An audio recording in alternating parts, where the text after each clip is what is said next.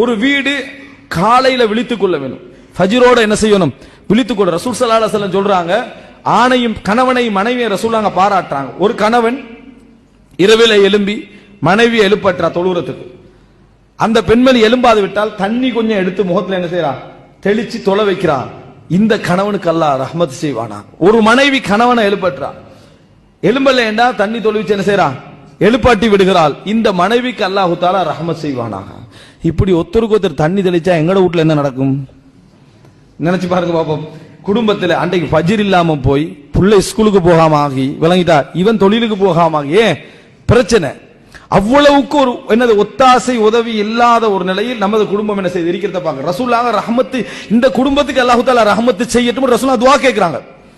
இந்த குடும்பத்துக்கு அல்லாஹ் ரஹ்மத்து செய்யட்டும் துஆ. ஹஜ்ஜிக்கு போய் உம்ராவுக்கு போய் மொட்டை அடிக்கிறாங்க. கேட்டா என்ன சொல்ற? ரசூலுல்லாஹ் துஆ கேட்டீங்க, அல்லாஹும்ம இக்ஃபிர் லில் முஹல்லிகீன், யா அல்லாஹ் மொட்டை அடிப்பவர்களுக்கு அல்லாஹ் தஆலா மன்னிப்பாயாக என்று சொல்லி ரசூலுல்லாஹ் துஆ கேட்டீங்க. அதனால தான் நாங்க என்ன செய்றோம் என்றோம். இதே துஆ தான் ரசூல் ஸல்லல்லாஹு அலைஹி வஸல்லம் செஞ்சாங்க. ரஹிமல்லாஹு ரஜுலன், அப்படி என்று ரஹிமல்லாஹு இம்ரஅத்தன், ரெண்டு பேருக்கும் அல்லாஹ் தஆலா ரஹ்மத்து செய்வானான்னு ரசூலுல்லாஹ் துஆ கேட்டாங்க.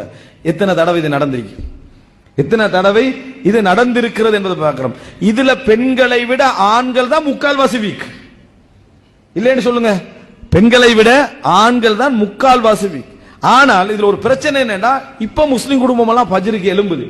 ஏன்னா பிள்ளைய ஸ்கூலுக்கு அனுப்பணும், பிள்ளைய ஸ்கூலுக்கு அனுப்பணும்ன்றதுனால எழும்புது. அதை சரியா கண்டுபிடிக்கணும்டா சனி ஞாயிறுல போய் பாருங்க. சனி ஞாயிறுல பார்த்தோம் இன்றைக்கு தான் மற்ற நாள்ல ஸ்கூல் தானே, அதனால கொஞ்சம் தூங்குறாங்களா?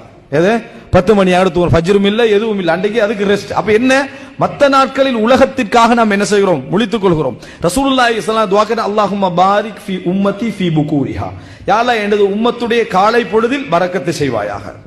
அப்ப நீங்க தெரிஞ்சு கொள்ள வேண்டியது, ஃபஜ்ருக்கு எழும்பின ஒரு குடும்பம், இரவுல எழும்பி வித்ர் தொழக்கூடிய ஒரு குடும்பம். நினைச்சு பாருங்க அந்த குடும்பத்தின் ராகத்தை பிடிக்கின்ற. ரசூலுல்லாஹி ஸல்லல்லாஹு அலைஹி வஸல்லம் அவர்கள் இரவுல எழும்பி தொழுவார்கள். வித்ர் தொழ நாடினால் என்னை தட்டி விடுவாங்க, நான் எழும்பி என்ன செய்வேன்? வித்ர் தொழுவேன் அப்படி என்று சொல்லி ஆயிஷா அறிவிக்கிறாங்க. ரசூல் ஸல்லல்லாஹு அலைஹி வஸல்லம் அதான் சொன்ன பிறகு 2 ரக்காத் சுன்னத் தொழுவாங்க.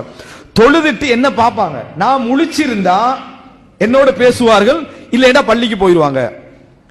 உங்களுக்கு ஒரு சந்தேகத்தை போட்டுருவாங்க, நான் முழிச்சிருந்தா ஆயிஷா தூங்கி தானே இருக்கிறாங்க, அதானுக்கு பிறகு என்ன செஞ்சேன்? தூங்கி தான். இல்ல, பெண்களுக்கு மாதம் என்ற ஒரு பகுதி என்ன செய்யுது இருக்குது, அதன் காரணமாக அவங்க தூங்கி இருந்தாங்கடா ரசூல் ஸல்லல்லாஹு பள்ளிக்கு போய், இல்லைடா பேசுவார்கள். ஃபஜ்ர் சுன்னத் 2 ரக்காத் தொழுதுட்டு வீட்டுல மனைவியோட உட்கார்ந்து பேசுற கால சூழ்நிலை இருக்குதானே, அந்த குடும்பத்துல கண்டு வளர்ற பிள்ளைகள் இப்படி வளரும்.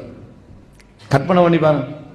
எப்படி 2 ரக்காத் சுன்னத் தொழுதுட்டு வீட்டுல தனது தாயும் தனது தந்தையும் உட்கார்ந்து டீயை குடிச்சுக்கிட்டு 2 ரக்காத் சுன்னத்தை தொழுதுட்டு பள்ளிக்கு போறதுக்காக பேசிக் கொண்டிருக்கக்கூடிய காட்சியை கண்டு வளர்கின்ற பிள்ளைகளுக்கு நீங்க தொலை சொல்லி கொடுக்கவே தேவையில்லை. அந்த புள்ள தானா என்ன செய்ய தொழும். அவர்கள் கண்ட காட்சியாக தான் நீங்க 10 வருஷம் 12 வருஷம் 14 வருஷம் வாப்பா உம்மா தொழுதுட்டு என்ன செய்யறாங்க? ஃபஜ்ருக்கு போவதற்காக பேசிக் கொண்டிருக்கிறார்கள். இந்த காட்சியை கண்டு வளர்ந்தா எப்படி இருக்கு? சுப்ஹானல்லாஹ். ஒரு அற்புதமான காலை பொழுது இது. இந்த ஆன்மீக சூழல் இல்லாம நம்ம மொபைல் போனுடைய சவால்கள், அந்த எல்லா சவாலையும் பேசலாம். இந்த பிரச்சனை இருக்குது, இதுல என்ன சவால் இருக்குது? இதுல நம்ம ஒரே ஒரு சவால் தான் இருக்குது, சைத்தானோட உள்ள சவால். வீட்டில இதை செய்வதற்கு என்ன பிரச்சனை இருக்குது? யாரா வந்து தடுக்கிறாங்களா? ஏதாவது ஒண்ணு நடக்குதா? எதுவுமே இல்லை. ஆனா நம்மகிட்ட அந்த பங்களிப்பு என்ன இல்லை என்பது பார்க்கிறோம்.